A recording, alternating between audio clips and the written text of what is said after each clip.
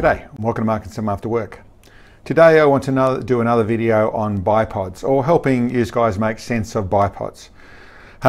What I've got in front of me is a mock-up.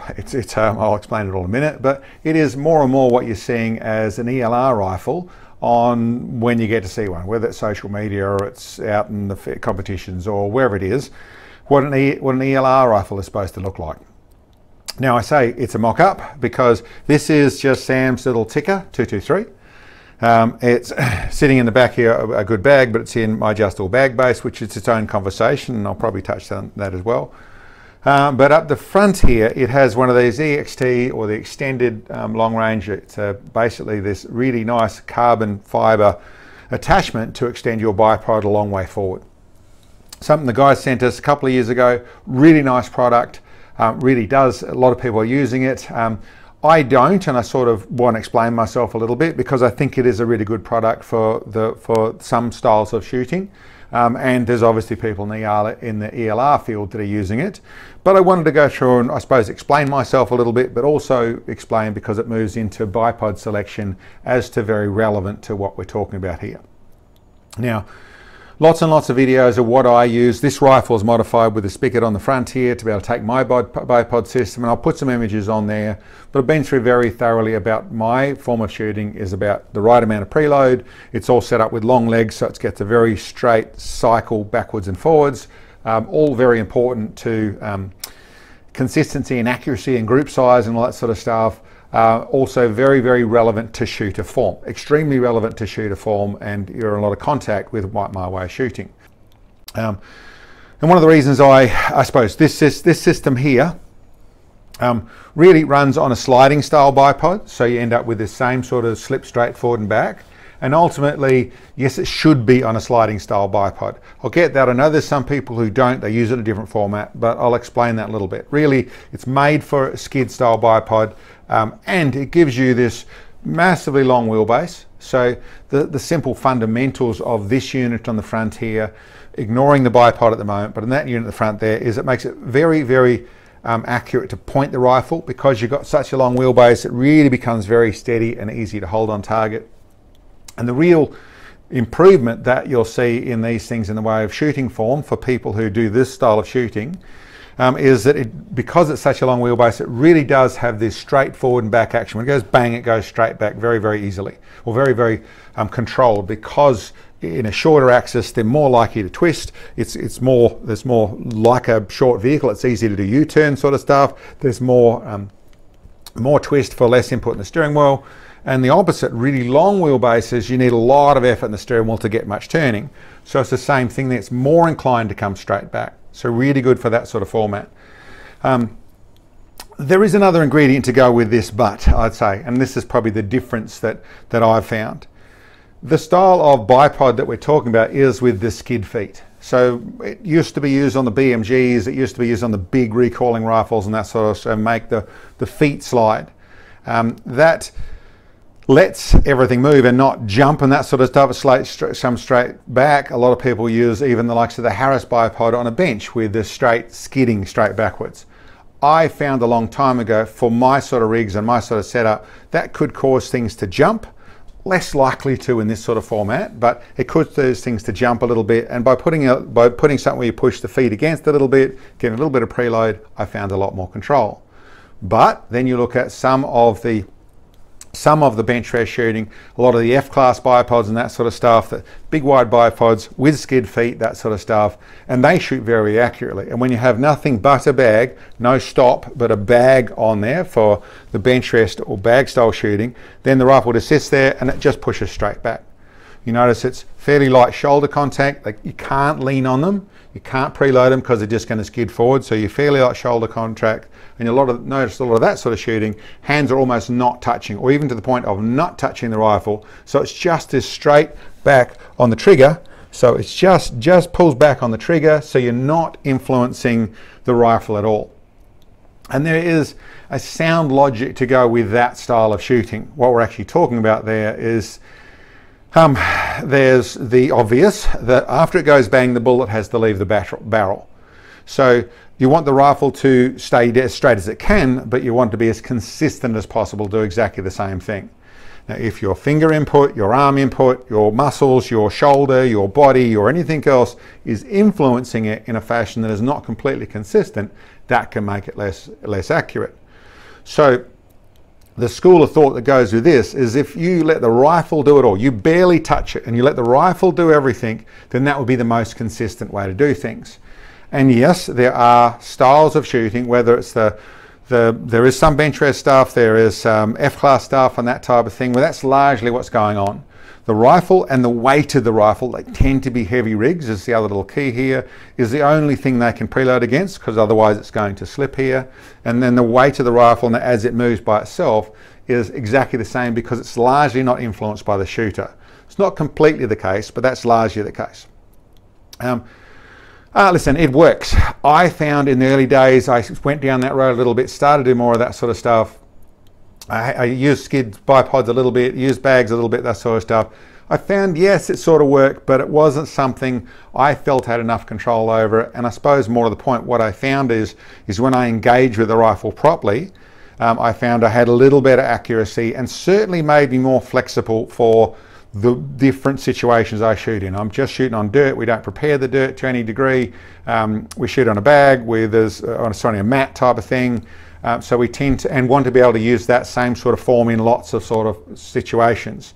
So yes, it still means if you're shooting off a gate post and you're just trying to do there, then I end up preloading by pulling the rifle into my shoulder a little bit, but largely use a little bit more contact and a very trained finger, but your finger pull and all that sort of stuff, everything needs to work properly, but you're in a little bit more control, which means you've got your hands on the wheel a little bit more, which means you can also stuff it up a little bit more. So it probably is, no, it doesn't suit everyone, I suppose, on that sort of level is what I would say. But I found I wanted a little bit of preload, and that meant that going to where the skids didn't work for me, I was going to grip. And then there's the whole story of my bipod system, which I'll get into in a minute. But when it comes to this sort of system, you have everything going for you in that more of a, I wouldn't call it free form or free recoil, it's not completely, but it's a lot less influence than the rifle. So it has some logic to it. The negative with trying to run grip and get preload on this sort of bipod, which is how when I first sort of tried to set this up on one of the rigs, I set it up in my normal sort of shooting position and tried to get some preload on it with some grip on the feet. What I found was when the feet gripped and you push forward, because of the nature of things, I found there's a little bit of flex here. So I found my crosshairs just raising a little bit as I preloaded.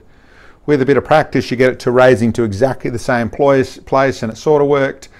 Still very nice to shoot with, don't get me wrong, but that is something that I found that didn't suit me. And I suppose ultimately what I found is I didn't get the gains because I'm not doing the skid feet, because of my form, because of that sort of stuff. I didn't get the gains I wanted to. So it's a great product, and I have used it on various occasions, and I think it suits some people very much so. It just didn't suit me. So as for the bipod side of things, the skid feet, I find that ultimately I started the BMG stuff, and anyone who's followed my story would have seen that I ended up where I work out all sorts of ways to get the feet grounded so I can get the right amount of preload and then make it move from there. I've got a bearing system that's run this sort of feet with grips on them which these legs don't flex, so there's no flex in there, and that meant that there's a little slider system. We've also got our slider now you can use a bipod on, various ways to let that rifle cycle over the top of it. But my biggest ultimate plan, which I find works the best, is by having very long legs and having with gripped feet, that I get that same straight forward and back action, but I get the preload I want. So it's about the preload side of things, which is, you know, in some cases I could say that's about wanting to shoot in more tactical environments, so I'm more flexible in what I can shoot on. I don't need to prepare my ground, I don't need proper plates or anything to set it on, that sort of stuff. I can do that a little easier. Listen, there's some truth to that. The real truth is I'm very comfortable doing what I'm doing. I don't have any issues. It works really well. That's why I designed my product, and that's what with my bipod system with the long legs works really well for me. So I stay with it because it ain't fixed.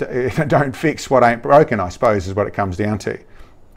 So ultimately what the video is about is explaining a little bit of, I suppose, why I don't use a really good system. It is a really good system for the guys that do that sort of shooting and stepping out to long range or any extreme accuracy, looking for more and more accuracy, and you want to use your bipod feet that actually slide, then having that longer wheelbase really it's really nice. Makes it easier to shoot with. You really do get to the point where the rifle is doing the job a bit more itself, but it does it with a lot of accuracy and works really nicely. So, great system, just not what we use. I said I'd touch on the bipod system, and the bag system down the back here. I'll just move it all forward. You know, if you watch my channel, I have my adjustable bag base. I did that for a very specific reason. You see a lot of ELR rifles now are coming out with adjustable bag riders. Listen, that's something actually where I started, exactly the same place I started about 10 years ago, realized I wanted to have didn't want to just be squeezing the bag, how I was going to do it.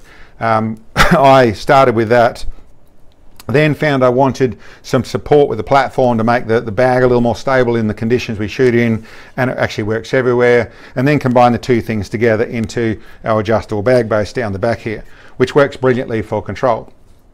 Easy to use the knobs and that sort of stuff. So then I got rid of the adjustable bag riders, but I see them showing up a lot over the place. From what I understand, there's a lot of the full F-class sanctioned competitions have a rule that is you're not allowed to have a adjustable bag down the back here. But I think there's no rule against having an adjustable bag rider.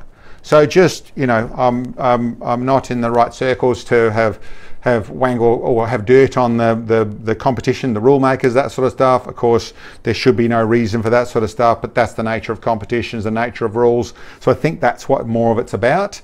But still all needed, and even more so needed some form of adjustment down the back here.